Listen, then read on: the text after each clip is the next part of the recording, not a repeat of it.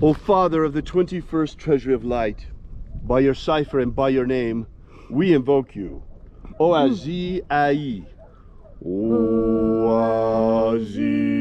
Ai. Let the divine light descend. It is the intention of this ritual and our fervent prayer to establish human liberty worldwide. Establish. Protect homeless code. Restore the purity of our air. Restore the purity of our air. Of our water. Restore the purity of our water. Of our food. Restore the purity of our food. And our medicines. Restore the purity of our medicines. And the integrity of our elections. Restore the integrity of our elections. May all those who search for the abundant life promised by the living Jesus come to discover the truth of the God force energy all around us and how to nurture our everlasting souls with this living light. And then when death comes, may we shed this physical vessel and rise triumphant in our body of light directly into the kingdom of heaven, following the path opened for us by the living Jesus upon his ascension. All these things we ask in the name of the living Jesus. Amen. Amen. So mote it be. Take a moment now to again feel into your body.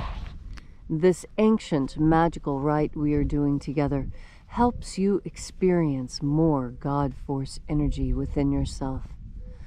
As you have more God force energy within you, so you are better able to communicate with others. And how is that? That's because God force energy is a type of psychic communication. And don't kid yourself, all human beings are psychic. It's part of our basic toolkit. We don't have just 5 senses. Those are the 5 material senses of the physical body. We also have senses of the spiritual body.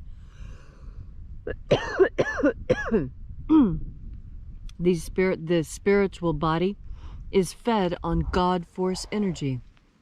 And when you have more God force energy within you, it's easier for you to connect with others. And it's that connection that makes communication possible. Anthropologists have discovered that almost 90% of communication is nonverbal. It has to do with the small fluctuations of the muscles in our face, the dilations of our pupils, the speed of our breathing, the way we stand, the way we use our hands, even the breath, and especially the tone of voice. There is so much information conveyed by a human being when they communicate. A lot of that information is lost when you move into print and type. That's the whole reason why on the internet and in internet communications, people use emojis, so that they can communicate the emotion of the words along with the words, because everyone knows that just words are not enough to convey true meaning. This is an aspect of divine intervention. You see, it is an aspect of divine intervention that in order to communicate effectively, we need to be standing at least within 6 feet of each other. Why is that? Why do we need to be within 6 feet? Well, because that's how the energetic body is. When you stretch out your hands to the side, the end of your middle finger, that's the end of your auric field. And when you swing it over your head, imagine your auric field going that high over your head, and then surrounding your body in that same wide field of energy.